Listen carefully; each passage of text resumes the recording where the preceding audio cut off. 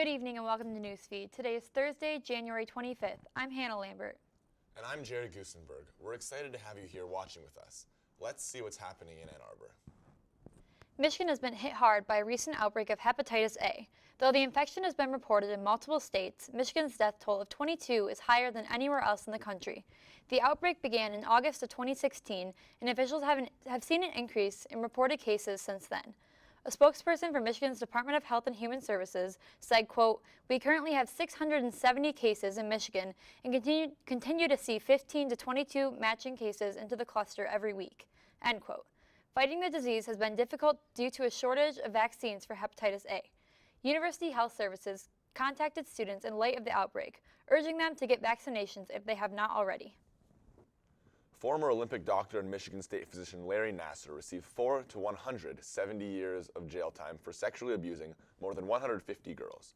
This concludes Nassar's week-long sentencing hearing, which included many emotional victim impact statements.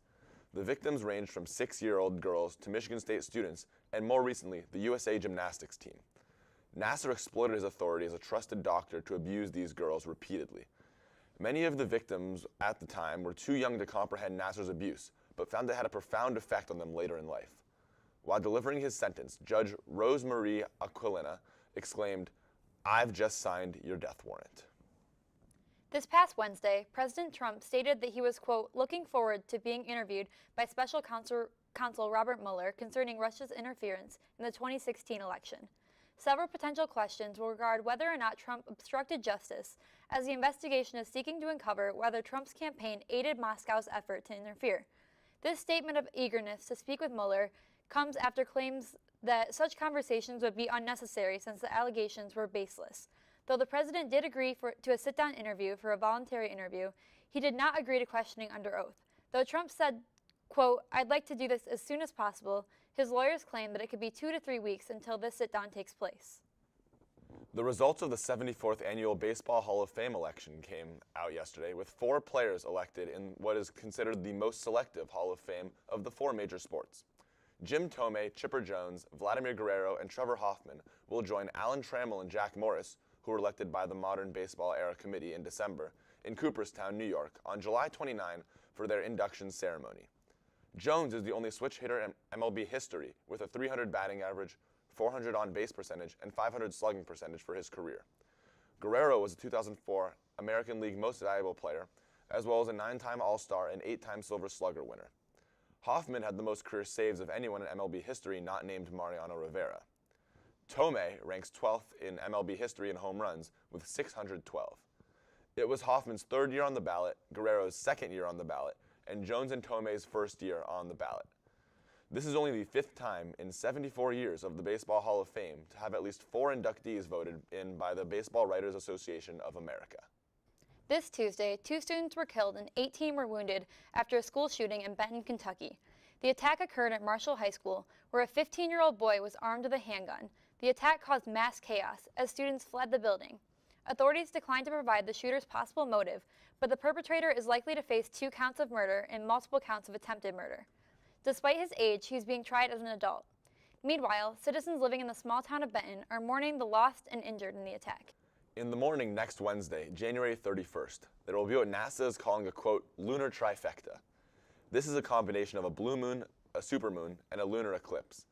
A blue moon is the 2nd full moon in a month. A supermoon is when a full moon is at the closest point to Earth, and a lunar eclipse is when Earth's shadow gives the moon a red tint. The greatest eclipse can be seen in the Midwestern United States a few minutes after 8 o'clock a.m. Eastern Standard Time. Because this includes a lunar eclipse and not a solar eclipse, there is no need to take extra precaution for your eyes. A trifecta is very rare, occurring about once every 35 years, according to NASA. Another will not happen until 2037. Stay tuned, we'll be right back with some international news.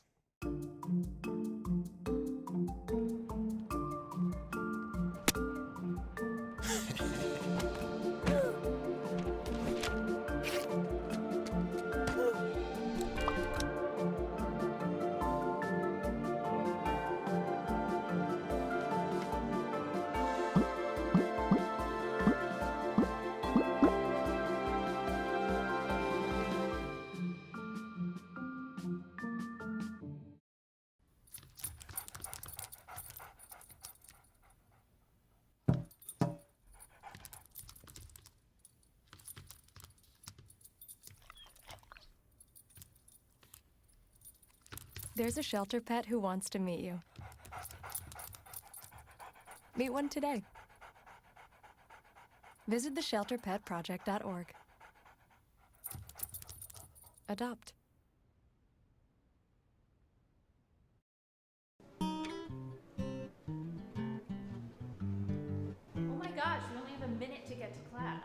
What? Well, alright, I need to go get some water from the vending machine. I'm gonna be eco-friendly and fill up my water bottle. Well, I guess I'll see you in class. Alright.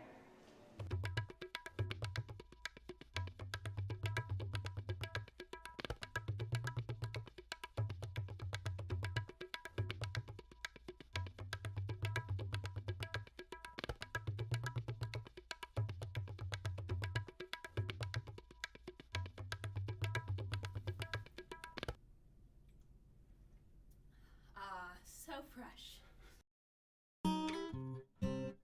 Ah, come on, I just need to get to class.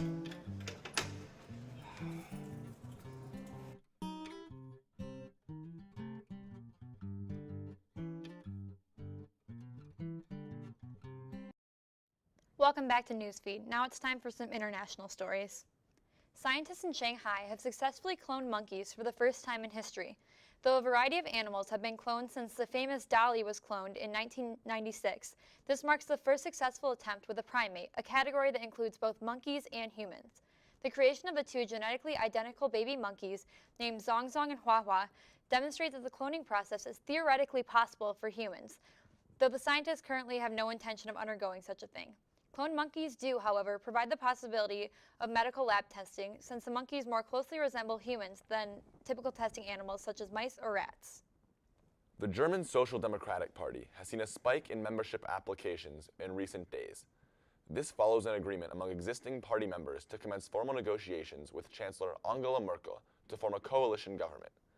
The recent spike in membership to the SPD comes after the party meeting on Monday, which narrowly voted to start a formal engagement with Merkel's Christian Democratic Union. Germany is now led by a minority CDU government formed out of the federal election last September. In order for Merkel to effectively push through her agenda, she needs a majority in parliament. Earlier talks with the German Free Democratic Party and the Green Party to form a coalition government failed, forcing Merkel to seek a partnership with the SPD. With the sudden surge in party membership application, following the vote to start negotiations with Merkel's CDU, it is suggested that many German people are against such a proposition and are hoping to join the SPD in order to thwart the situation. Well, that's all we have for you tonight. I'm Hannah Lambert. And I'm Jerry Gusenberg. And you've just been Newsfed.